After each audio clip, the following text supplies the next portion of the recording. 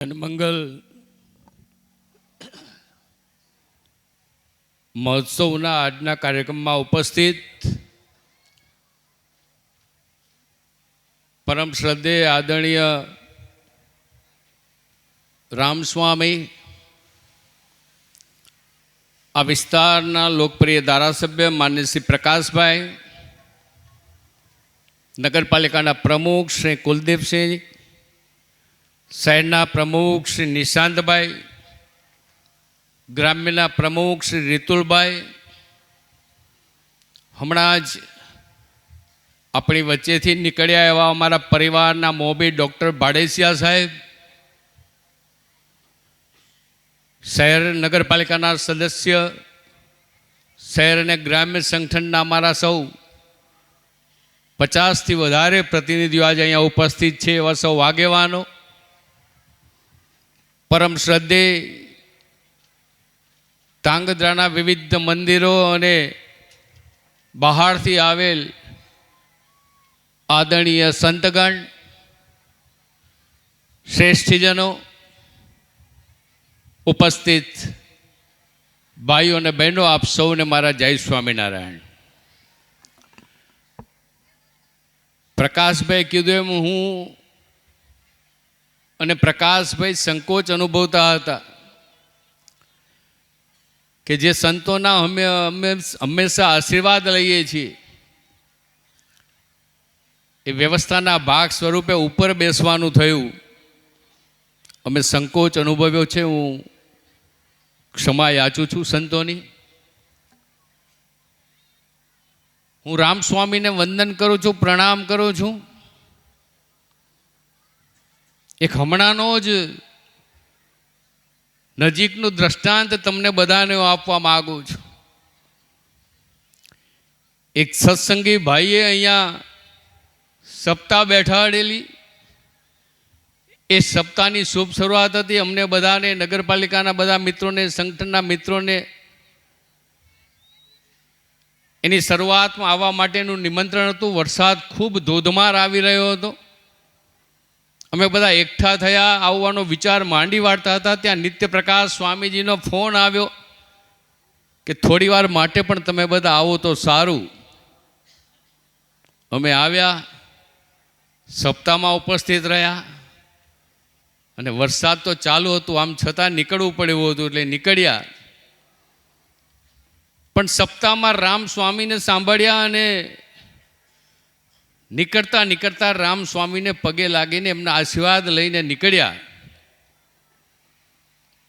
ચાલુ વરસાદે જેવો પહેલા પગથિયે અમે પગ મૂક્યો, આપણું આ મંદિર તમે બધાએ જોયું છે, ગબડતો ગબડતો 20મા પગથિયે નીચે સુધી પહોંચ્યો.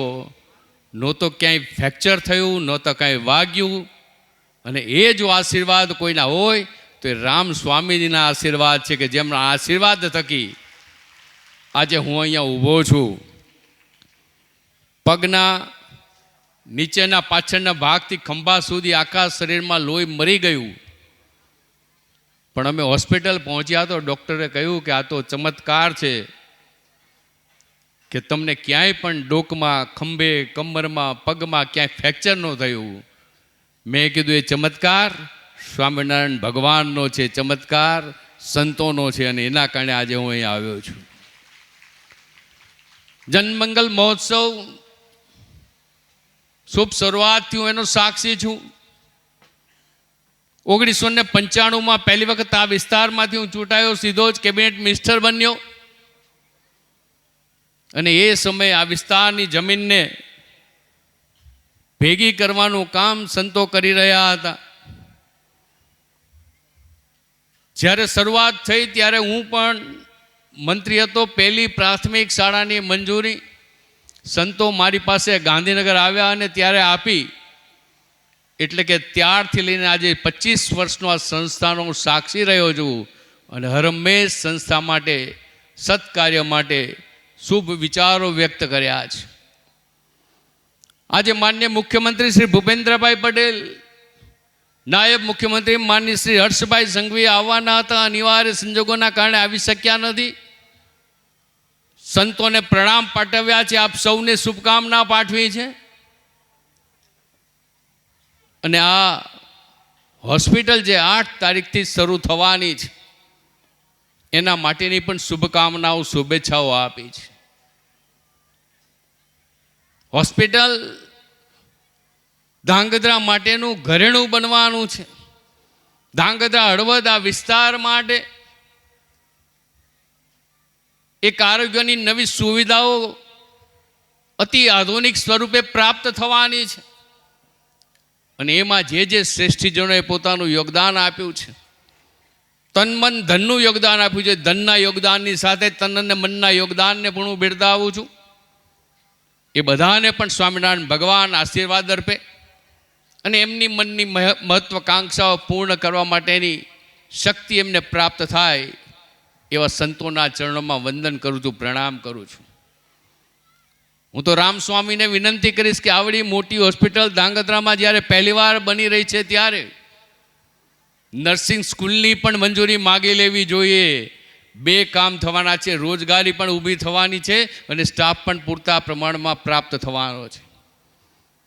હવે તો માનનીય Narendrabhai Modi self finance medical college તરફ પણ આગળ વધી રહ્યા છે. ત્યારે 2-4-5 વર્ષે ધાંગધ્રામાં મેડિકલ કોલેજ આપના થકી પ્રાપ્ત થાય એવી પણ સ્વામિનારાયણ ભગવાનને વિનંતી કરીએ અને આ ધાંગધ્રાને ખૂબ વિકાસના પંથે આપણે સૌ કોઈ આગળ લઈ જઈએ. આ હોસ્પિટલ વધુ લાભદાયી એટલા માટે થવાની છે કે સાધનો છે, સુવિધા છે એટલા માટે નહીં. આ હોસ્પિટલમાં સૌથી મોટો દયાનો ભાવ રહેલો છે અને એટલા માટે હોસ્પિટલની સફળતા આપણને સૌને પ્રાપ્ત થવાની છે. જ્યાં સંત હોય ત્યાં દયા હોય છે, જ્યાં સંત હોય છે ત્યાં આશીર્વાદ હોય છે. અને એટલા માટે હોસ્પિટલ થકી એક સ્વસ્થ સમાજના નિર્માણ માટેની વધુ સારી પ્રક્રિયા આપણે હાથ ધરી શકીશું. દેશમાં માન્ય નરેન્દ્રભાઈ મોદીએ પ્રધાનમંત્રી જન આરોગ્ય યોજના જે બહાર પાડી, 10 લાખ રૂપિયા સુધીની આરોગ્યની સુવિધાઓ એમાં પ્રાપ્ત થાય છે. અહીંયા પણ એની મંજૂરી આપણે લઈ લેશું, જેના કારણે નાના અને મધ્યમ વર્ગના લોકોને એની સુવિધામાં ક્યાંય કોઈ પૈસો ખર્ચવો ન પડે, પરંતુ સંસ્થાને પણ એનું બર્ડન ન આવે, સંસ્થાને પણ એમાંથી સરકાર થકી આયુષ્યમાન કાર્ડ દ્વારા પૈસા પ્રાપ્ત થાય. આ સુવિધાના કારણે સમગ્ર દેશના કરોડો નાગરિકોને આરોગ્યનું સુરક્ષા ચક્ર આપણને પ્રાપ્ત થવાનું છે. કોઈ પૈસા, કોઈ વ્યવસ્થા, કોઈ કાયદો એ સ્વસ્થ સમાજનું નિર્માણ કરી શકતા હોતા નથી. સ્વસ્થ સમાજના નિર્માણ માટે વ્યક્તિની જાગૃતતા જ સૌથી વધારે ઉત્તમ ભાગ ભજવી શકે છે. આપણે કહીએ છીએ કે પહેલું સુખ તે જાતે નર્યા, પણ એના માટેની ચિંતા આપણે કેટલા કરીએ છીએ. શિક્ષાપત્રી વાંચતા હશું, પણ શિક્ષાપત્રીના અમલીકરણ માટે એક બાબત બધી એક સાથે ન કરીએ તો કાંઈ નહીં, પણ શિક્ષાપત્રીની એક બાબતને 15 દિવસે, મહિને, વર્ષે આખી શિક્ષાપત્રીની બધી જ બાબતોના અમલીકરણ માટે આપણે કેટલા શક્તિ સંપન્ન બનીએ છીએ. એનો વિચાર આપણે સૌએ સાથે મળીને કરવાનો છે.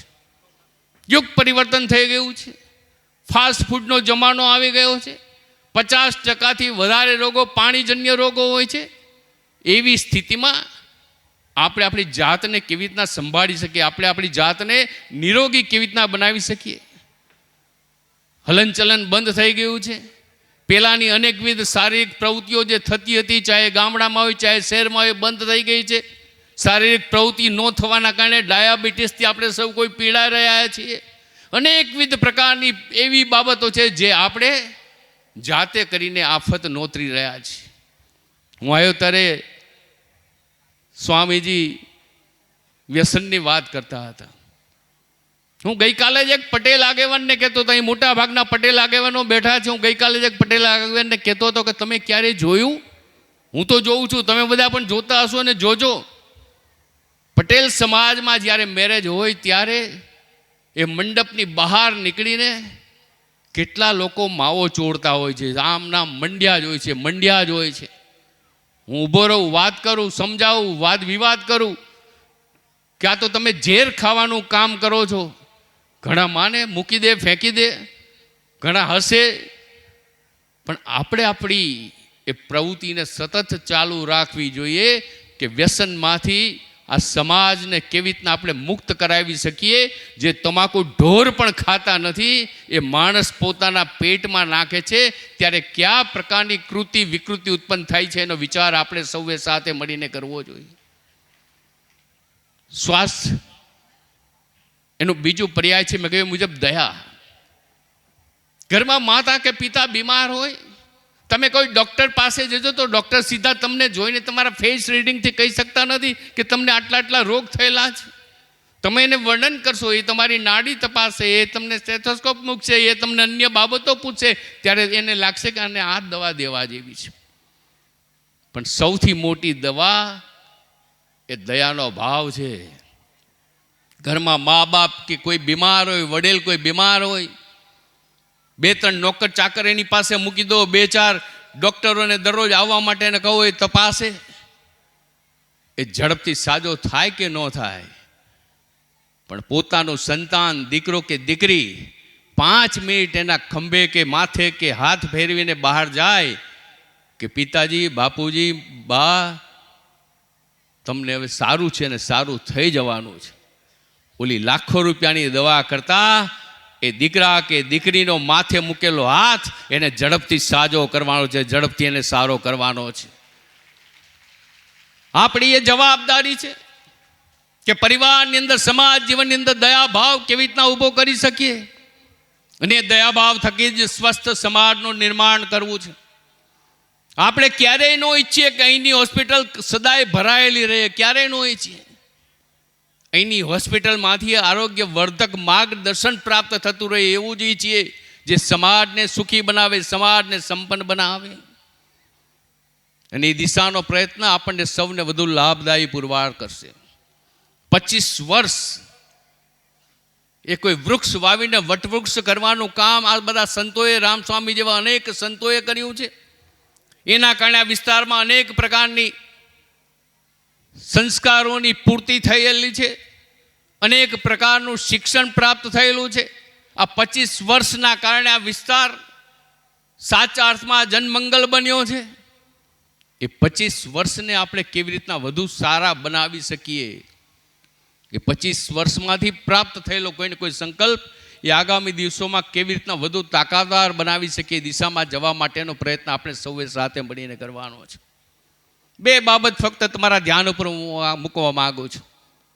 અહીંથી સંપત્તિની વાત કરતા હતા ને, એલેક્ઝાન્ડર ધી ગ્રેટ દુનિયાનો બેતાજ બાદશાહ હતો. અમાપ અમાપ અમાપ સંપત્તિ અને શક્તિ એની પાસે હતી, એલેક્ઝાન્ડર ધી ગ્રેટ પાસે. એ જ્યારે મરણ સૈયા ઉપર પડ્યો ત્યારે એને અનેક વૈદ્યોને બોલાવ્યા, હકીમોને બોલાવ્યા, ડૉક્ટરોને બોલાવ્યા કે તમે મને જીવાડી શકશો કે કેમ. એને પોતાના બાકીની બધી જ બાબતોમાં જે જે થતું હતું બધાને બોલાવીને કહ્યું કે મને કોઈ જીવાડી શકશે કે કેમ. કહ્યું એ મુજબ ઈશ્વરે લખ્યું હોય ત્યારે એ મૃત્યુ આવવાનું છે. આ હિન્દુસ્તાન એકમાત્ર એવો દેશ છે જ્યાં ગર્ભ સંસ્કાર પ્રાપ્ત કરવામાં આવે છે. હિન્દુસ્તાન એકમાત્ર એવો દેશ છે જ્યાં અંતિમ વિધિના સંસ્કાર કરવામાં આવે છે.